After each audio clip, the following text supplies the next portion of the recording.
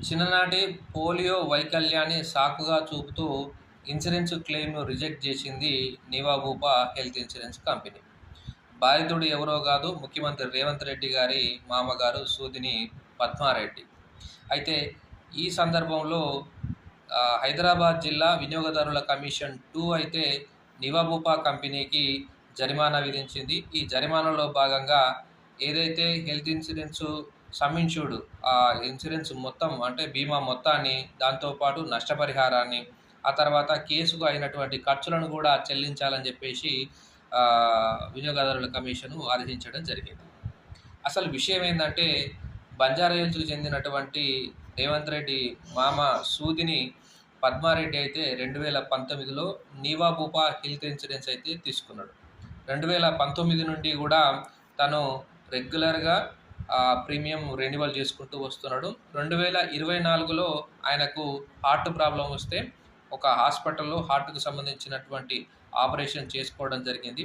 అయితే ఈ ఆపరేషన్‌కు రూ. 23,50,541 ఖర్చయింది. ఈ ఖర్చయిన తర్వాత ఏదైతే ఈ బిల్ ఉందో, ఈ బిల్లుని క్లెయిమ్ కోసం ఆయన నివాబూపా కంపెనీకి పెట్టడం జరిగింది. నివాబూపా కంపెనీ అయితే మీకు పోలియో ఉందని చెప్పేసి మాకు చెప్పలేదని చెప్పేసిన ఒకే ఒక కారణంతోటి రిజెక్ట్ చేయడం జరిగింది. అయితే ఈ సందర్భంగా బాధితుడైనటువంటి పద్మారెడ్డి చెప్పేది ఏందంటే, రెగ్యులర్‌గా ఎవరైతే నివాబూపా ఏజెంట్లు రెన్యువల్ ప్రీమియం కట్టించుకునేటప్పుడు నన్ను చూస్తూనే వాళ్ళు కట్టించుకున్నారు.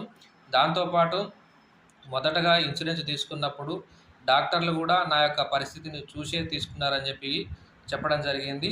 అయితే తనను ఏదైతే మోసం చేసి ఇన్సూరెన్స్ తీసుకున్నాడని చెప్పినటువంటి మాట బాధ కలిగించిందని ఆయన వినియోగదారుల కమిషన్‌ను ఆశ్రయించాడు. అయితే వినియోగదారుల కమిషన్‌కి సంబంధించినటువంటి అధ్యక్షుడు నరసింహారావు, సభ్యులు జవహర్ బాబుతో కూడినటువంటి బెంచ్ అయితే విచారణ చేయడం జరిగింది. ఈ విచారణలో భాగంగా వాళ్ళు చెప్పింది ఏందంటే, ఈ అంగవైకల్యం అనేది దాస్తే దాగేది కాదు, ఖచ్చితంగా కనపడుతది. కాబట్టి మీదే ఫాల్ట్ ఉంది. కావాలని మీరు రిజెక్ట్ చేశారు కాబట్టి ఏదైతే సమ్ ఇన్ష్యూర్డ్ ఆ బీమా మొత్తం రూ. 20,00,000 బాధితునికి చెల్లించాలి. ఆ తర్వాత అతన్ని అవమానించి మానసిక క్షోభకు గురి చేసినందుకు రూ. 2,00,000 నష్టపరిహారాన్ని చెల్లించాలి.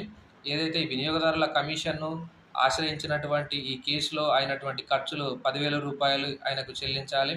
ఆ తర్వాత మీరు అనైతికంగా వ్యాపారం చేసినందుకు ముఖ్యమంత్రి సహాయ నిధికి రూ. 1,00,000 డిపాజిట్ కూడా చేయాలని చెప్పేసి వినియోగదారుల కమిషన్ 2 హైదరాబాద్ జిల్లాకు చెందినటువంటిది